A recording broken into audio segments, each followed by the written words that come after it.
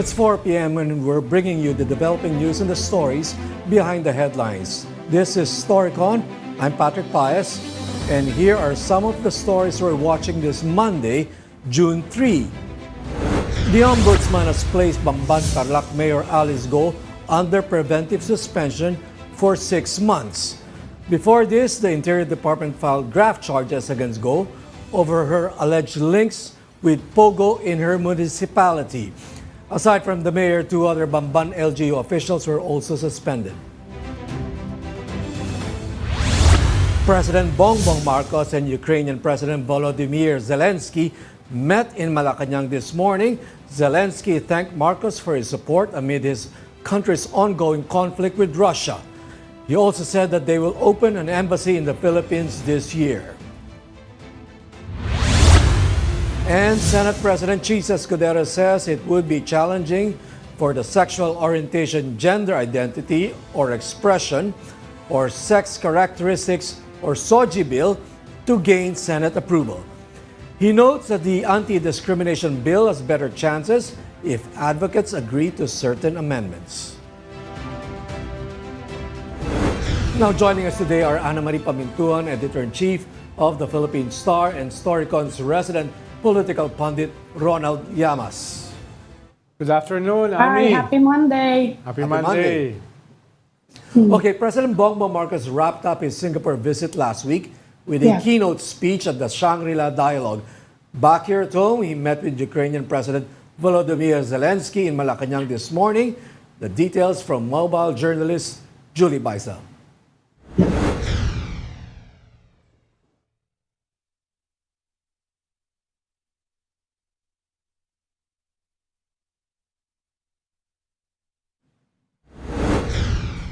We seem to be having a little problem with the voiceover package of Julie Baisa. We'll bring it back later. But meantime, Ami,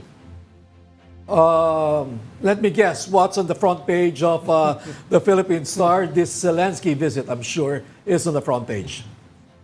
Of course, yung Zelenskyy visit and of course kasama yung suspension ni Alice Go. Yung kay Zelenskyy, interesting point. Sabi niya, humihingi sila ng mental health workers from the Philippines dahil alam niyo naman ang mga health workers natin, although medyo kulang din tayo in that area. Tapos, another story, iniintay natin yung details, yung command conference ni President Marcos kanina with the Navy. I'm sure may connection yan doon sa mga nangyayari ngayon, mga statements from the Defense Chief of China. Yung over the weekend, medyo matatapang yata, nagsasagutan na sila, no? And iniintay natin ngayon, ongoing, yung pagpirma ng law, yung new assistance to the teachers. Yan ang mga inaabangan natin ngayon, na di masyadong marami. At saka kung gusto niyo na weather, mag-uumpisa na daw yung tuloy-tuloy yung mga pag-ulan by Thursday dito sa Luzon. Siguro. And the Visayas. Kinover niyo ba, Ami? Binabantayan natin. Kinover niyo ba yung LGBTQI month ngayon? Ngayon June? Yes, of course. Meron yan. Tuloy-tuloy. Everyday, almost everyday may mga activities. Yes. So binabantayan din nga natin yung SOGI bill sa Senate. Nagsalita na si Chis. Mukhang yan na nga. I think medyo conservative yung Senado natin. Medyo mahihirapan yata. Mukhang the new Senate President reigned on their party. No? Under gay parade. Pwede naman daw kung may konting amendments, di ba? But interesting point, Ami, no? Baka pag medyo na-tweak nga daw, pag na-tweak. Pero even the tweaking, di ba sabi niya, medyo malabo yata. Interesting point, Ami, that you made a while ago lang, that this appears to be a very conservative Senate, given its position on divorce and now on the SOGI bill. Yes. You'd be surprised na yung divorce pumasa sa House, pero hindi pumapasa sa Senate, where if you look at the membership, there's a lot of young senators right now, this Senate, no? And yet, this, how would you call it, modern pieces of legislation are having a hard time. Like divorce, tayo lang sa buong mundo ang wala nun, di ba? Kaya, baka maganda ang debate dyan dahil may mga several senators din naman na kahit hindi sila nag-legal separation, ay nagpa-annul sila ng kanilang marriages. So baka mabanatan sila ng hypocrisy. Yun, baka Yes. might get personal. Alam mo na, Ami, kung sino yung Saka mga ano yun. naman hindi ba, yung bilangan mukha namang pwede pang may mga, kumbaga sa US nga, may mga swing votes. Pero for Pero now, naman yung mga pwede pang makumbinse ng mga pro-divorce Yeah. na suportahan yon. Pero Hindi ngayon, pa naman Ami, for siya now, actually sure. for now, yung numbers ay puro babae yung nandun sa pro-divorce. Yes. No? Maliban sa Except isang one, one or two na lalaki. medyo ibang henerasyon na. Okay, I'd like to circle Kapili back. na rin daw siya. Ami, Ronald, I'd like to circle back to this visit, unexpected and surprise visit Yes. by Zelensky, no? Yes. Alam mo, we run a post on social media last night, but we had to take it down. Napagalitan kayo ba, Ami, napagalitan din? Hindi naman. Sumunod kayo sa embargo. Hindi, galing siya sa Singapore, di ba? He attended that defense na. At humihingi nga siya ng suporta dahil ginugulo daw ng China and Russia yung upcoming peace summit in Switzerland. So, yan ang ina-appeal niya actually, kaya nag-ano siya, nag-iikot siya. Pero kagabi, may request kasi yung Ukrainians na news blackout. Yes. For security reasons. for Meron yata security nagkalat. reasons. Kasalanan niya, kaya nakapag-post kami kagabi. May nagkalat ng Napagalit balita. yung reporter namin. Walang kinalaman. So, yun. Nagpadala sila sa amin ng yung foreign minister nila. Medyo may mga ugong-ugong na actually na baka nga magbisita siya sa certain countries. Unexpected. Kasi yung foreign minister nga nagsalat, nilabas ng Star. Yun. Na appealing to the world to support the peace summit in Switzerland. Yeah. Kaya lang nga, yun na nga. But Kaya lang mga- this visit to Manila was unexpected. Not Well, planned. not planned. Not planned. No? Pero kanto, Yes. double star kay BBM. Yes. Dahil una, siya yung Yes. first Filipino president na nagsalita sa Shangri-La Forum. Okay. No? At kalawa, nadagdagan pa yan ng bonus. Pinuntahan siya ni Zelensky na sa ngayon ay isa sa mga iconic global leaders. No? right. So nakadagdag yan sa kanyang stature, no? Na magkasunod na activity. No? Kaya tama yung sabi ni Ami, isang agenda ni Zelensky ay China.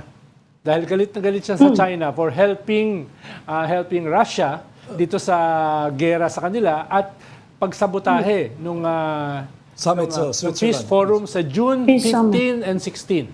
Nagsalita Yes, na yung lapit na eh. foreign minister ng Switzerland about that yesterday. Nakita ko yung speech niya. I don't want to rain on PBBM's parade, no, Ronald, pero are we that important for Zelensky to come here and, I mean, what do we bring to the table? What does the Philippines bring Well, to... tingin ko kasi nabalitaan ni Zelensky yung kanyang speech na very compelling, very defining. Halos siya lang ang ASEAN leader na nagsalita ng ganon. No? Kaya medyo nakakita ng link si Zelensky sa kanya. Kaya minabuti niya na pumunta rito para mag-consolidate sila. At least yung message nila vis-a-vis China. Tingin ko secondary pa nga yung pag-invite kay PBBM dun sa Peace Summit sa Switzerland. No? Secondary pa yun. Hindi pa sumasagot ang presidente. Tingin ko yung primary ay yung binabanggit ni Ami na banat ni Zelensky sa China. At nakita naman ni Zelensky na dun sa Shangri-La Forum na nagbigay ng keynote si PBBM ay very defining at compelling yung kanyang crossing the Rubicon. Okay. Crossing the Rubicon speech. Just to make things clear, no, China is not exactly sending weapons over to Russia, but what the West, what America and what Ukraine is complaining about is Buying their oil.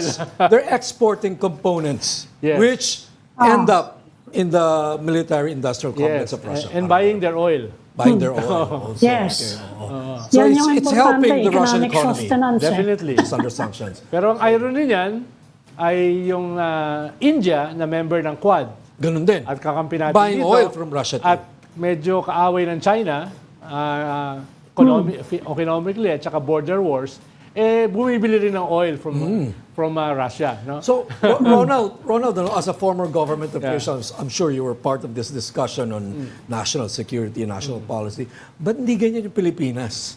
Why can't we play both sides? For example, I mean, yung down payment natin sa Russian chapel, mukhang na goodbye na yun because we have to follow the U.S. instruction. Well, pinropose siya ni dating National Security Advisor Clarita Carlos. Sabi niya, bumili rin daw tayo ng oil sa Russia.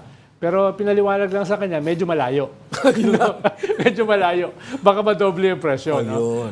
Tapos, yung siya at saka yung kanyang hinarang na undersecretary, si Banlaoy, ay pinopropose din na makipag-ayos tayo sa China. Ang kaibahan kasi, Patrick, ay medyo hindi lang yung UNCLOS decision na pinapaboran tayo vis-a-vis the dash line ng China. Ang problema rin kasi, ang game changer are the artificial islands na nasa bakuran natin. At for all intents and purposes, hindi na alis.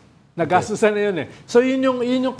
This what makes our situation with China, basically China, more complicated and more unique than the situation of the other claimants in ASEAN. Yes. That's what you're trying to say. Yes. So countries like Vietnam and Singapore, or not Singapore, Malaysia, but Malaysia, Indonesia, walang Indonesia, they don't have this problem na may mga artificial islands. Kaya ang Brunei, Vietnam, Malaysia, Singapore ay sinusuportahan yung ating victory sa UNCLOS. Because it asserted our maritime rights. But at the same time, they're maintaining friendlier ties with China. So kaya nila yun. Well, economically, no? Paano ang Malaysia kasi, Vietnam, they drill. Doon sa contested area nila, they drill. Wala silang pakialam, no? na kiniklaim ng China. Tayo, hindi tayo nagdi-drill. So why don't we? Siguro, takot pa tayo. No? Nangyari yan dati sa Mischief Reef, sa Reed Bank. No? Kaya, baka ngayon ay hindi na tayo takot. Baka yun yung direksyon. Tayo kasi, mas sensitive sa atin ang China. Because we are a US treaty ally. Yes. Good point. That's also... Pataasan ng ihiyan dito eh. Yes. And that's another thing that complicates our relationship, right? Geopolitical rivalry yan dito at tayo nandun sa ano. Hindi naman sila mga treaty ally, tayo lang eh. Pero Ami, ang Vietnam... Tapos kinakampihan pa natin yung Japan. Yeah. Pero Ami, ang Vietnam nagkaroon din Japan, another treaty ally. Ami, ang Vietnam nagkaroon recently ng strategic treaty with the US. No? So, so medyo sumusunod sa ating example yung Vietnam, no? Na kaya nga. Sabi nga nila has been at war with China for a millennium, for 1,000 years, no? 2,000 years. Yeah. Right. Kaya lalo nagiging tumatapang na rin na salita ng China, di ba? Yung warning nilang yan. That's I think that's the strongest I've heard from them simula nung panahon ni Digong eh. Yung nauubos na daw pasensya nila yung restraint nila, quote-unquote, restraint in the South China Sea. Restraint pa pala yun. Practically, Ami, ang sanabi ng China, call! Di ba? Sabi niya, call! Yan na nga eh. Gusto nyo na Yan na nga eh. Tapos, itong yesterday o 2 days ago, hinarang na naman yung ating supply ship at saka kinonfiscate daw yung supply. Hindi, nung ano pa yun, mid-May yun. Yung nagkatutukan, yung ba? Okay. We have to... yung nagkatutukan ngayon lang yun, di ba?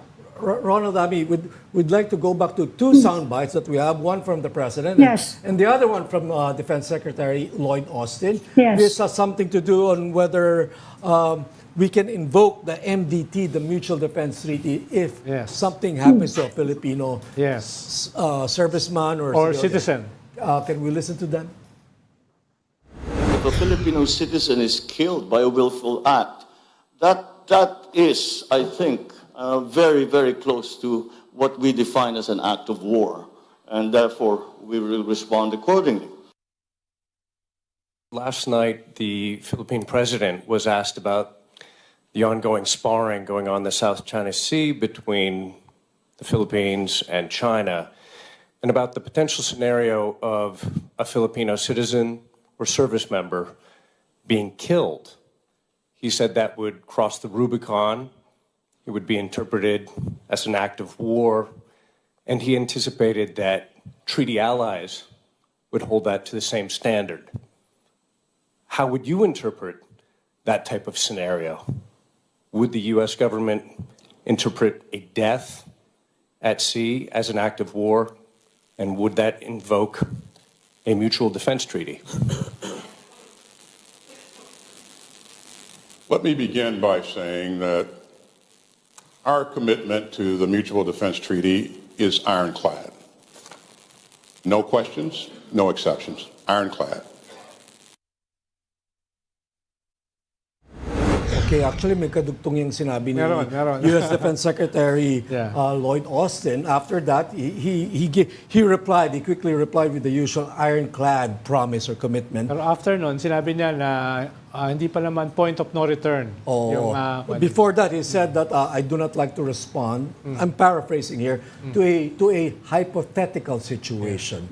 So it would appear that coming from the president's coming from that statement of Secretary Austin, parang it blunted the previous statement made by President Bongbong Marcos. Well, depende. Kung i-deconstruct natin yung statement ni President Bongbong Marcos at saka ni Austin, ang sabi ni President Bongbong, no, adept, no, adept because of the aggression on China is An act of war. close. Sabi niya, close to an act of war. Ibig sabihin, may counting nuancing, no? Doon, no? And we will act accordingly. Hindi naman niya sinabi na i-invoke yung Mutual Defense Treaty kahit civilian ang namatay. Dahil malinaw yata sa fine lines ng Mutual Defense Treaty, dapat ay military personnel Armed attack is the operative in a word. military vehicle. Actually, Yeah. the operative words in the MDT, the 1951 MDT, is armed attack on a public vessel. On a public vessel. So it can be non-military, it can be a supply boat, for example. Kaya may mga gray areas. But there has to be an armed attack of which parang we're not sure whether water cannons qualifies. Maybe not, no? In a very strict definition of Pero the si word. BBM, in previous speeches, sinabi niya kahit water cannon. No? Yun yung nuancing nila. Pero, ayun nga. So what is this, Ronald? Are we trying to get the US involved right away? Alam naman Is it siguro, a smart move? alam naman ng ating gobyerno na hindi immediate yan eh. Kahit i-invoke mo yung Mutual Defense Treaty, may process yan eh. Lalo na sa US. No? Yung defense institutions nila, like si Secretary Austin, cannot decide on his own. Kailangan dyan ng executive at saka legislative agreement. So may proseso yan. Pwede pa yung Approval of Congress. Yes, approval of Congress. Before the United States can declare war. Yes. So, Okay. so hindi But naman... also, Ronald, we also know that in Vietnam, for example, the U.S. was heavily involved and there was never a congressional approval of war. Yes. So it doesn't stop the U.S. from getting involved. Lalo na sa Taiwan. Dahil lang sabi lang ni Biden, we will paalis dun sa kanilang strategic ambiguity which has dominated their foreign policy vis-a-vis Taiwan. No? Hindi nila sinasabi that they will defend Taiwan.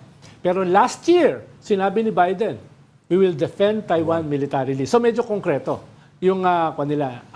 For more than 30 years. Parang even the U.S. and Biden, they keep walking back and forth on this Taiwan issue because I understand from that summit in San Francisco where President Xi Jinping met with Biden, parang there were some assurances given by Biden na they will not support independence. Privately, at least. That's, Siguro, that's the word privately. coming No? out of Pero yung publicly at yung biyahe ni Pelosi sa Taiwan are game changer. So, tingin ko, at para kay Xi Jinping, Taiwan is an existential issue. Pag hindi niya nakuha ang Taiwan during his watch, delikado siyang maaus sa China. Bata pa naman siya. Kaya, so, pwede pa kaya it's also a survival fight. No? Ang problema, we're in the middle of this fight. In this tawag nila the great game of the superpowers. At mukhang yung ating presidente nag-i-scale up din as a global actor. No? First time maimbita sa Shangri-La Forum, minute ni Zelenskyy, no? Guest sa Pentagon. Trilateral summit, we had that. Yes, for the the first time. trilateral. Pero merong isang With Japan and the napakahalaga, US. Ami, dito sa speech niya. First time, isang Philippine president in-invoke yung Treaty of Paris at saka yung Treaty of Washington. Ronald, tell us why that is important. Tell us, first of all, what is the Treaty of Paris? Kasi kahit ako, nagulat ako dito eh. Yeah. Di ba kung may 9-dash line ng China, meron pala tayong Treaty of Paris. Nung Treaty of Binenta Paris, tayo. 1998 Binenta tayo yan eh. ng Spain. Treaty of 1998 na treaty yan between Spain and the United States. 1898. Na-define yung ating archipelago, yung ating bansa. No, At define nila. anong teritoryo natin? Yung ating teritoryo. Yung, Parang nakita ko sa mapa, parang kwadrado lang siya na malaki. Yes. Parang nung, ganun. Nung 2 years later, yung Treaty of Washington, no? Dinefine ngayon na lahat ng isla, labas ng territory na dinefine ng Paris Treaty ay teritoryo ng Pilipinas. No? Yun paano yung 1935 Constitution natin, medyo hindi ganun kalinaw eh. Kaya binalikan ni Presidente Bongbong Marcos na matagal na rin sinasabi ni Justice Carpio na hindi lang ito yung 1935 Constitution limits natin. Hindi lang ito yung 98 Paris Treaty, kung hindi yung consummation nung Washington Treaty na define na yung... Meron pa nga, Ronald, may mga binabanggit pa sila kasi merong mga Spanish era maps Yes. showing the Philippines na based on yung mga official cartography ng international kasama doon yung Baho de Masinloc Yes. sa natin, sa Philippine area. But Hindi ko can- matandaan kung ano yung, anong yun. It's much earlier than the Yes. Treaty of Paris. Yeah. Actually, Kaya siguro Ami, binabanggit yan ngayon ni President Marcos kasi ang sinasabi ngayon ng China, hindi lang naman yung 9-dash line ang pinagbabasihan namin, which was actually, saka yung mga claim nila, ang kiniklaim nila historical yeah. Kung ewan ko kung sino maglalabasan dyan. Mamaya may lalabas na dyan, pati yung parang yung Moses na Pero Ami, doon sa UNCLOS din mga ha, bridges. nakasama ako na dumalo. Ang ipinesent natin ay yung mga old maps ng China. No? Yan na. Pinakita natin na mismo sa mapa ng China during the previous 2 dynasties and beyond Yes. ay wala yung 9-dash line. Yun yung pinakita natin. Yun yung isang strength ng ating kaso sa UNCLOS. Ginamit mismo natin yung mapa ng nila. China. No? Hindi lang mapa natin.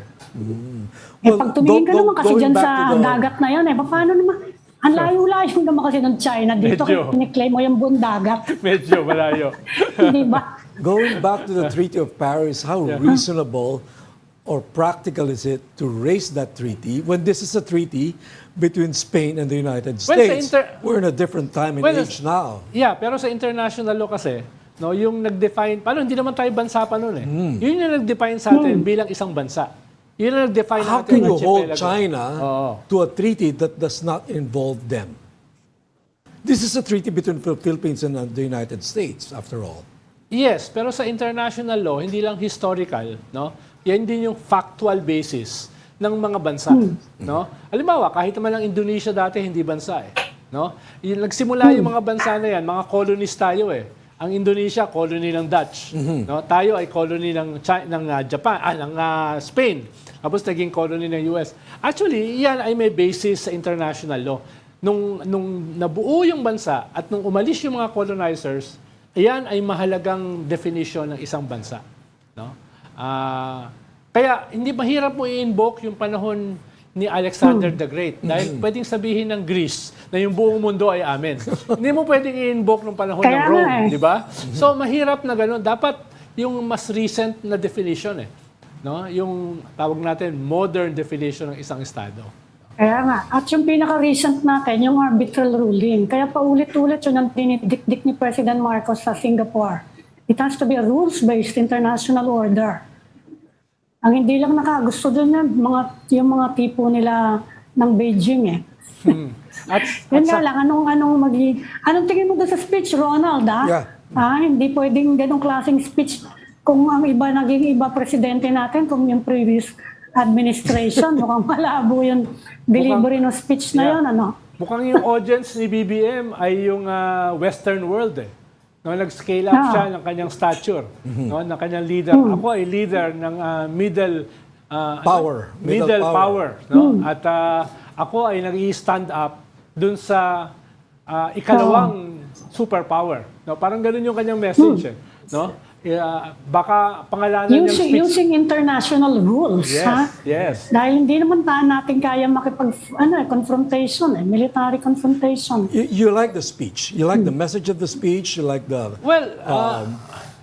wording of the speech, how it was crafted. Maganda yung Delivery, pagkakagawa ng speech, Baka nga si Ami pa gumawa nun, no? Maganda. Oxford delivery, Oxford. Yeah, maganda yung pagkakagawa ng speech, no? At saka, meron pang crossing the Rubicon, Yun. So, lahat magaling pinag-uusapan talaga, yan as crossing the Rubicon speech. Hindi na maaalala yung detalye. Maaalala nila yung crossing the Rubicon. No? At yung katapat mo ay China. So, yun ang maaalala nung audience, target audience mo. No, hindi naman niya target audience yung China eh.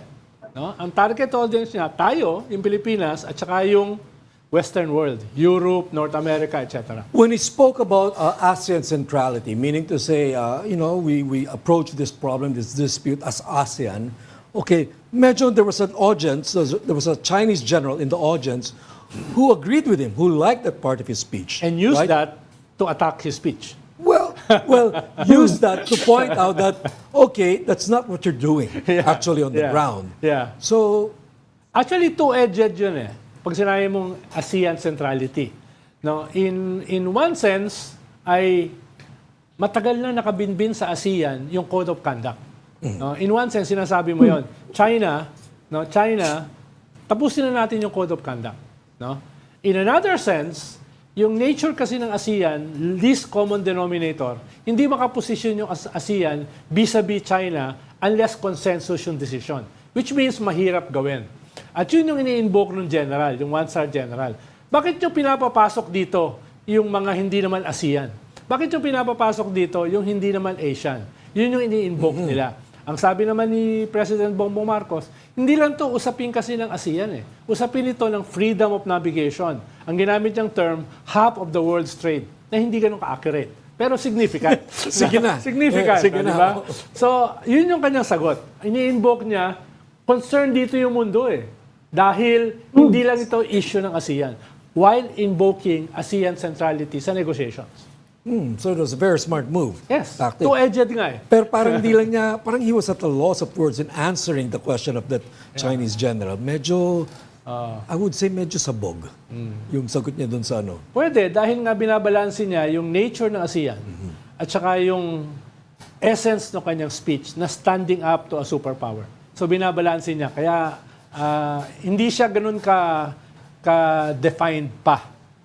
Do you think that this speech in Saka Shangri-La... ina-emphasize din niya, hindi yung importante dun speech na yan, di ba? Na he is not working for either the US or any other country, not China, not the US, but for the Philippines, which is actually tama naman yon, di ba? I think the ASEAN countries will understand that also. Na ito, this is Philippine interest na pinopromote namin, and they will understand it. You think naniwala ang ASEAN countries sa statement niya na yun? Ang problema ng ASEAN, hindi rin sila makabanat, hindi rin sila makasuporta.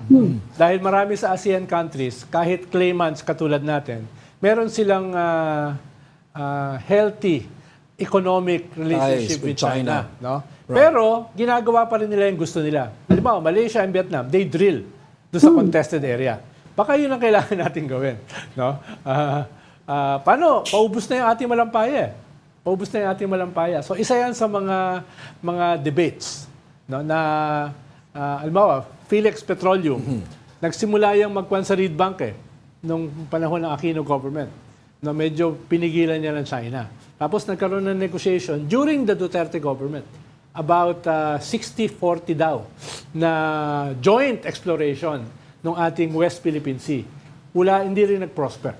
Ronald, what do you know about the amount of resources or gas deposits that are there in West Philippine Sea? Well, mismo ang China nag-claim that there's 100 billion barrels.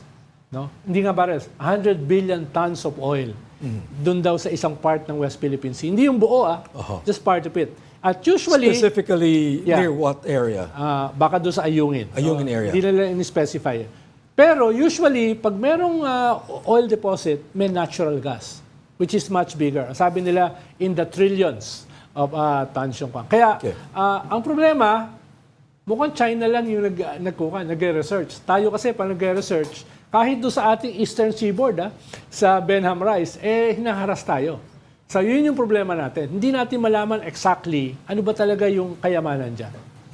Kaya nga, tayo hinaharas. Yung ibang bansa sa ASEAN, hindi nila inaano Tayo talaga yung inaharas nila. Okay. Kaya hindi makapag-drill, hindi makapag-testing, hindi makapag-explore, hindi tayo mag-name ng mga dun sa Benham Rice.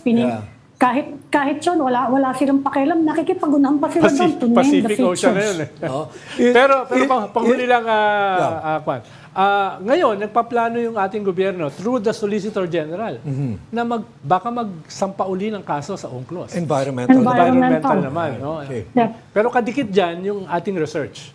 No? Importante yun. Na hindi pinapayagan ng China. No, kadikit dyan sa kaso na yan.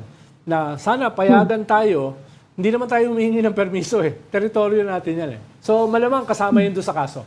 Okay, you're watching Storycon on One News. We just need to take a quick break, but we will be right back. This is the Story Conference Group or the Storycon Group.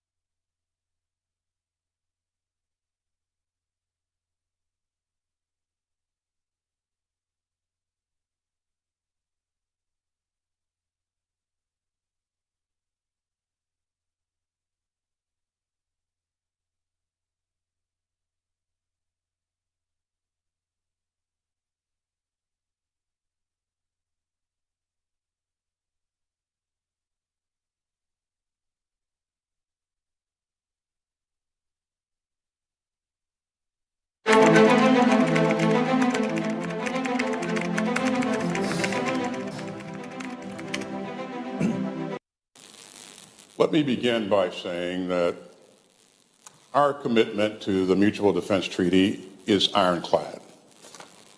No questions, no exceptions. Ironclad. I won't speculate on any hypothetical situation. What I would say, though, is that what we are doing and what we continue to try to do is to make sure that that doesn't happen. And by increasing dialogue between major powers and making sure that countries are working together to promote freedom of the seas and freedom of the skies, that will narrow the possibility that this happens. There are a number of things that can happen at sea or in the air. We recognize that. But our goal is to make sure that we don't allow things to spiral out of control unnecessarily. And again, I will not speculate on any one thing or another. I will continue to emphasize that our commitment to the Mutual Defense Treaty is ironclad. So that was a full answer or response of U.S. Defense Secretary Lloyd Austin dun sa tanong ng taga-CNN. Yes. So he was answering not as a soldier. He was answering as a diplomat and as a statesman. Avoiding a way, hard answer. In a way, sinuportahan niya yung part ng sinabi ng presidente, ni Bongbong.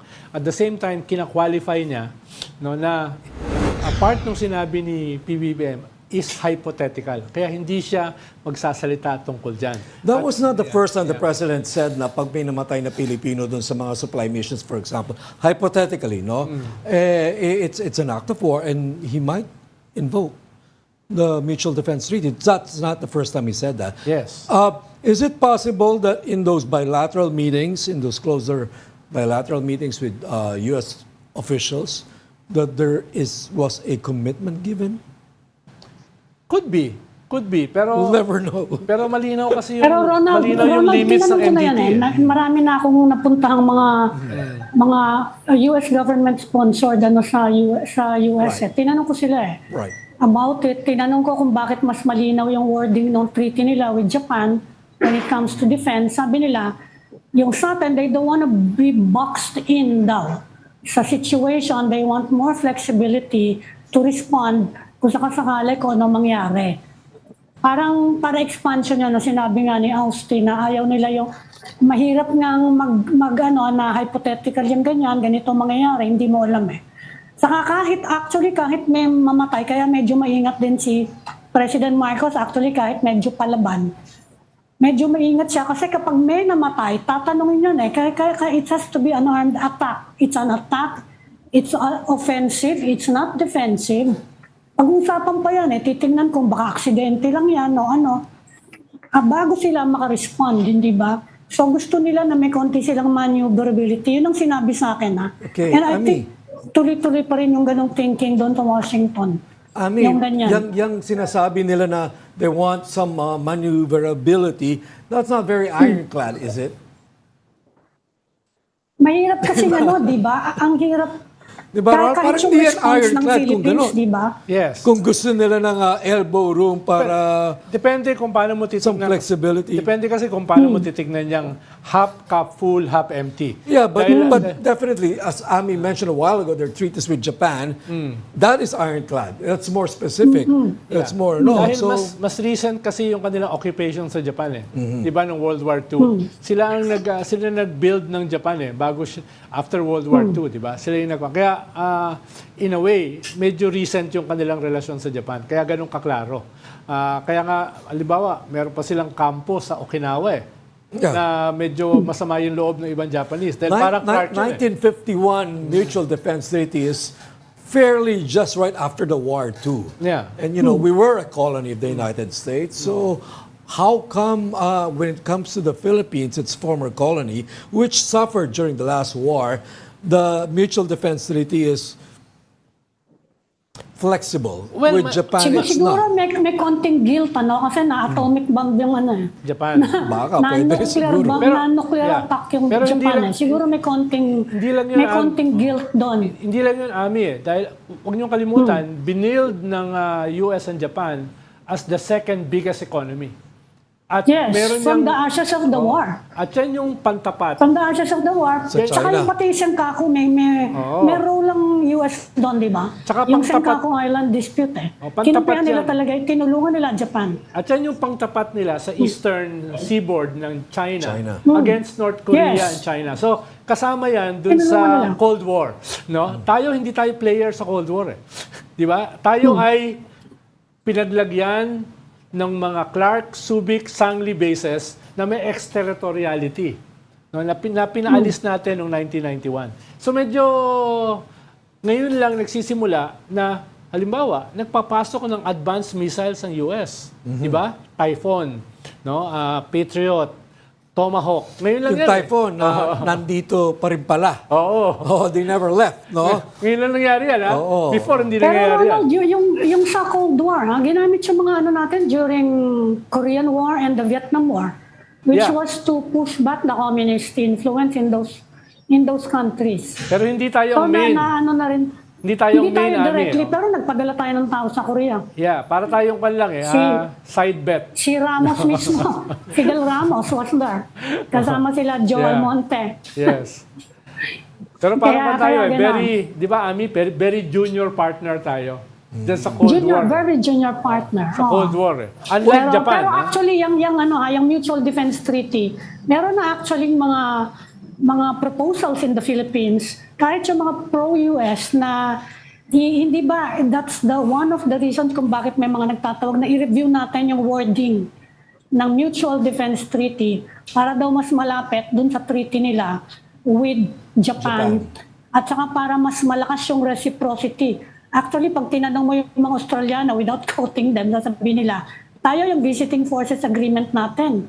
Mas ano sa kanila, mas yung reciprocity, mas matindi. Yung VFA man lang natin, merong mga proposal sana na i-review, di ba? Pero sa ngayon, ewan ko kung saan pupunta yung proposal na yan.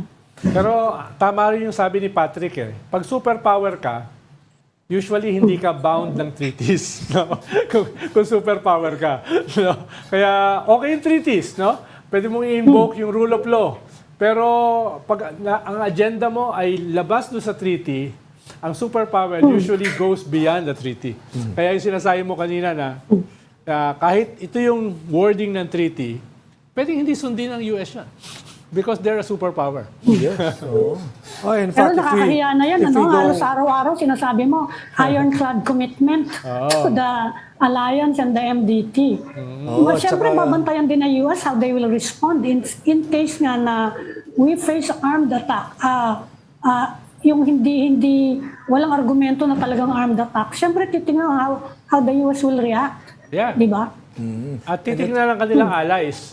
Kung papabayaan mo halimbawa ang Ukraine, di ba? Eh, ang tingin ng mundo dyan, ay, Yes. hindi pala kwento, hindi pala siguradong ally, no? Yes. Iiwanan naman pala. Halimbawa, pag presidente na si Trump, ang sinasabi ni Trump, aalis kami sa NATO. Aalis kami sa NATO kung yung NATO ay hindi mag-scale up ng kanilang percentage sa defense. Baka mangyari ulit Pero yan, in this kung sakali. case, kahit si Trump manalo, he's a hardliner sa China.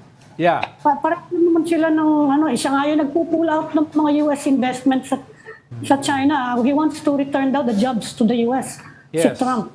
Pero ang sabi kasi nung Chinese ambassador na kausap ko dati, si Ambassador Zhao, before ito kay Wang, Chow. Yeah. ang sinasabi nila, mas comfortable sila kay Trump dahil Trump is a businessman. And a businessman will do business. Ang tingin nila sa Democrats, ideologically opposed to China. No? Ang tingin nila kay Trump at saka sa Republicans, basically, they mean business. At kung titignan mo yung history ng US, mas hawkish yung mga Democrats, 'di ba? Sa panahon ng gera. Yung panahon ni Zhao, ano pa yun, medyo kaibigan pa natin ng China noon. Nung Yes. si Ambassador Zhao, Yeah. kaibigan pa natin sila noon. Medyo malaking pinagbago kasi ngayon eh. Well, if we remember, before all this Pacific pivot of the United States, ang official policy ng United States when it comes to the dispute in the West Philippine Sea is they do not recognize any claim and they'd rather stay out of it. Before Yes. the Pacific pivot. Yes. That has changed That has since changed. they recognize that China is a threat. Yeah. Nung ni-implement yung Asia Pivot nung panahon ni Obama, medyo naging slogan lang siya. Walang substance. Tapos siyempre, after Pinoy, nandiyan si Digong. No? Kaya medyo in limbo yung Asia Pivot. Panahon ni Biden, ngayon nagkaroon ng laman. Kaya ngayon ka nagkaroon ng Typhoon, Tomahawk, Patriot missiles, etc. That has never happened before. Dagdag EDCA. Yeah. Parang ganyan. And all this Kaya quad. nagre-react ang China dahil dyan sa mga missiles na yun. Yes. Meron ka pang Indian missiles, no? Na nyo malalakas yun, hindi yung mga pushover missiles. No, yung anong tawag doon? Isa yun sa mga binanggit, yung deployment of missiles. Isa yun sa binanggit ng Chinese Defense Minister. The Kaya Brahmos gano'n, missiles. No? The Brahmos. Nag-aalala daw sila na nandun lang sa may katapat ng Taiwan yung missiles na nakadeploy sa atin.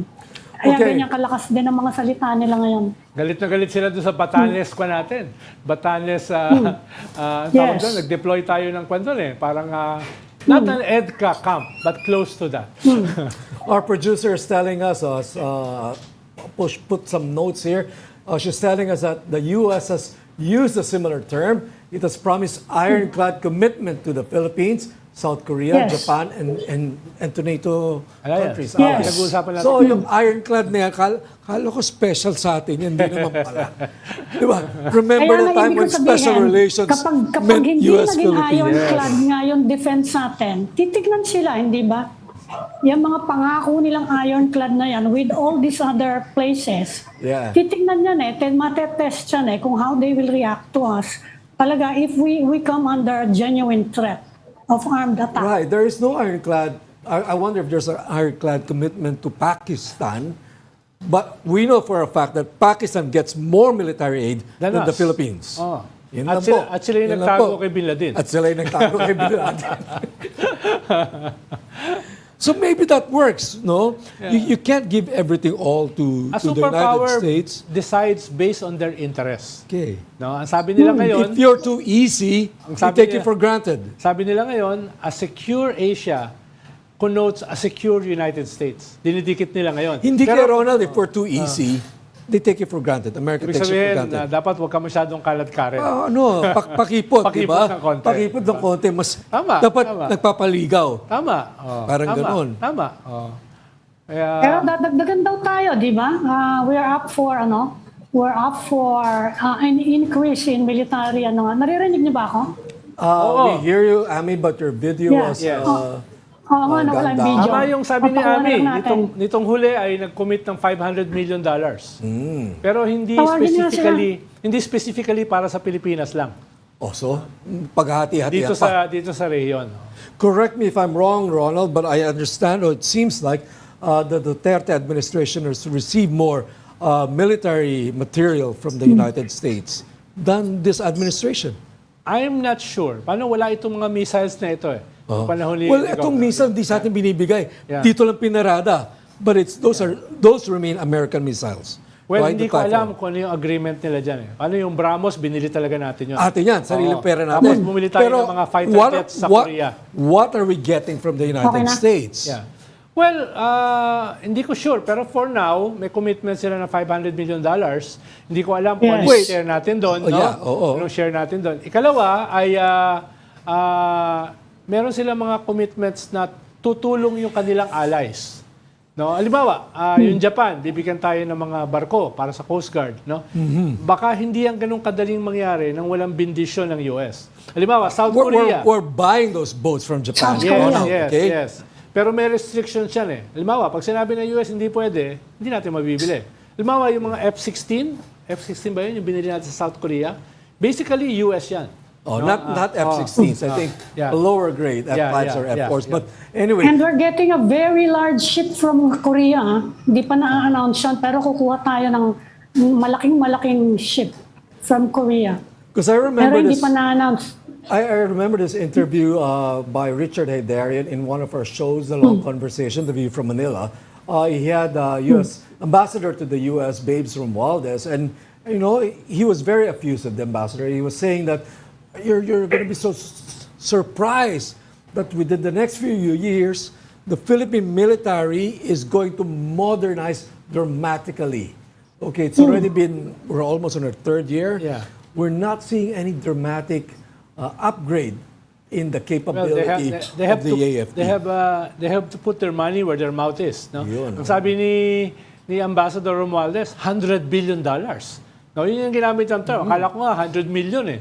$100 billion. It's not happening. There's no talk about it. That's huge, ha? Yung commitment daw na yun, no? Ito lang. Tama ka, kailangan makita natin yun. Ito, Baka over 6 years, Sean. pero Baka over 6 dapat years. man lang, Ami, meron na napapag-usapan ngayon. O natitikman. Oo, natitikman. May paambon.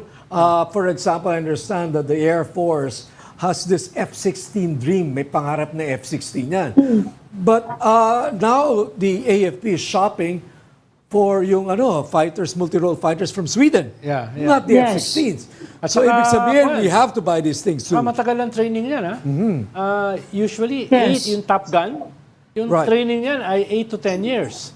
Parang yung mga submariners. Ganun din katagal ang training yan. Ibig So sabihin, why are we not getting anything substantial? tapos na yung term ni BBM, ha?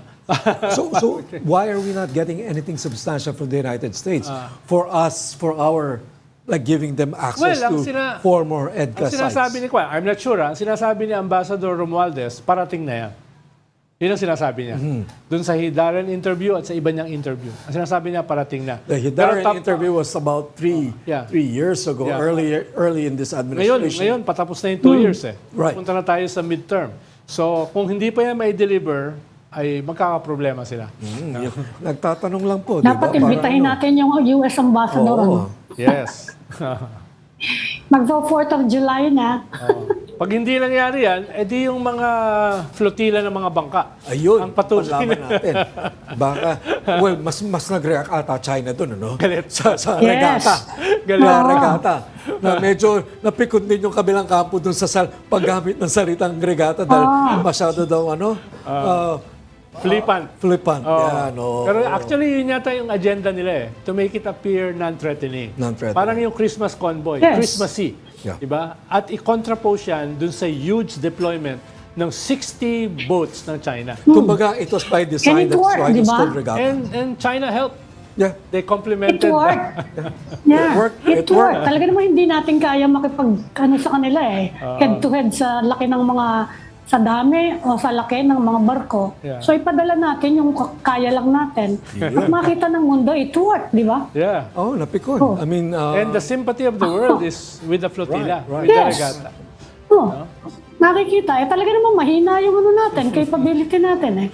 So use that. Tapos So sinapit use that. tayo. So who And needs, yun ang message natin who to the world. needs We are being F-16s bullied. and submarines? Yun lang, Ami, no? Yeah. Okay. Okay, that's all we have. That's all the time we have for now. Thanks for joining Bilis, Storycon today. Ami Pamintuan, Thank you. Editor-Chief of the Philippine Star, and Ronald Llamas, our resident political pundit. Thank you. Thank you, Ronald, Monday. Patrick. Join us again tomorrow at 4 p.m. for the Storycon. I'm Patrick Paez. We are One News, all sides, all the time. This is the Story Conference Group or the Storycon Group.